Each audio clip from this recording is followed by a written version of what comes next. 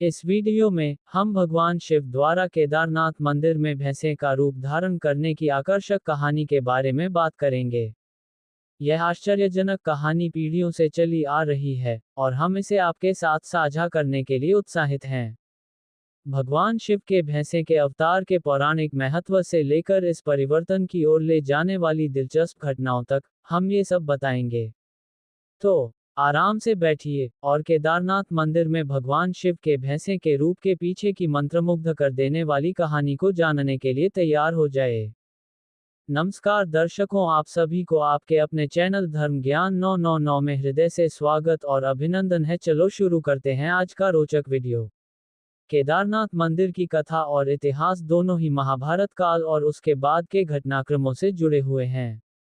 केदारनाथ धाम का यह मंदिर हिमालय की गोद में बसा है और इसे पंच केदारों में सबसे प्रमुख माना जाता है।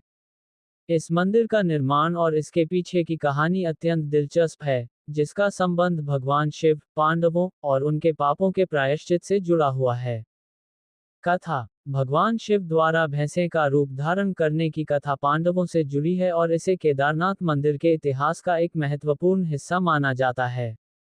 महाभारत युद्ध के बाद पांडव अपने पापों का प्रायश्चित करना चाहते थे। युद्ध के दौरान उन्होंने अपने ही संबंधियों, गुरुजनों और अनेक निर्दोषों की हत्या की थी, जिससे वे मानसिक रूप से व्यथित थे। उन्हें विश्वास था कि इन पापों से मुक्ति पाने के लिए भगवान शिव का आशीर्वाद ही उन्हें शांति दे सकता है। पांडव भगवान शिव की खोज में हिमालय की ओर निकल पड़े, परंतु भगवान शिव उनसे नाराज थे और उन्हें दर्शन नहीं देना चाहते थे। वे जानते थे कि पांडव केवल अपने पापों का प्रायश्चित करने के लिए उनकी शरण में आ रहे हैं। इसलिए उन्होंने पांडवों से दूर रहने और उन्हें भ्रमित करने के लिए विभिन्न स्थानों पर अपना स्थान बदला। अंततः भगवान शिव ने भैंसे बैल का रूप धारण कर लिया और केदारनाथ क्षेत्र में छिप गए।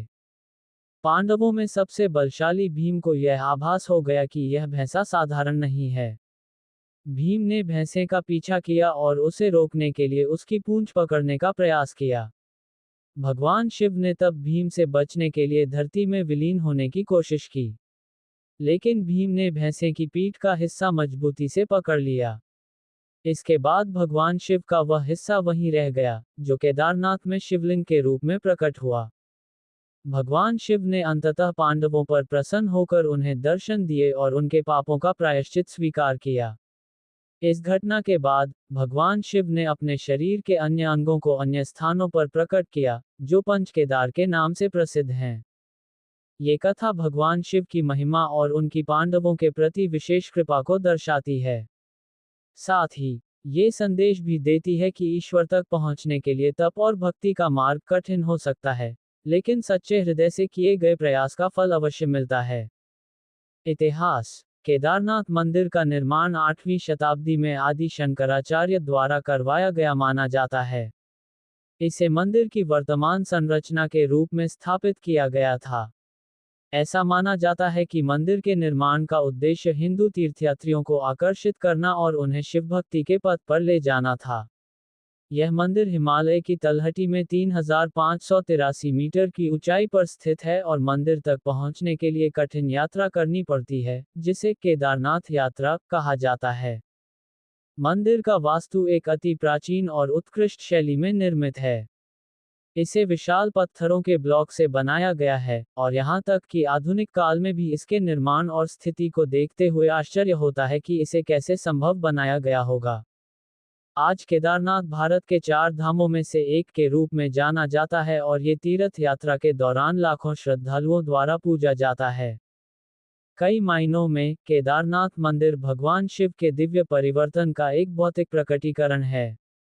मंदिर की वास्तुकला, इसका स्थान और इसका आध्यात्मिक महत्व सभी भगवान शिव के भैंसे के रूप की मिथक से जुड़े हुए हैं। अंत में केदारनाथ मंदिर में भगवान शिव के भैंसे में बदलने की कहानी हिंदू पौराणिक कथाओं में प्रेम, भक्ति और सुरक्षा की शक्ति का प्रमाण है। यह मिथक हमारे अपने रिश्तों में प्रतिबद्धता और वफादारी के महत्व की याद दिलाता है और भगवान शिव की दिव्य शक्ति के प्रतीक के रूप में केदारनाथ मंदिर के महत्व को रेखांकित करता है। देखने के लिए धन्यवाद और मुझे नीचे टिप्पणियों में इस आकर्षक कहानी पर आपके विचार सुनना अच्छा लगेगा। अधिक आकर्षक मिथकों और किंवदंतियों के लिए मेरे अन्य वीडियो देखना ना भूलें। और चैनल को सब्सक्राइब, लाइक, शेयर करना ना भूलें।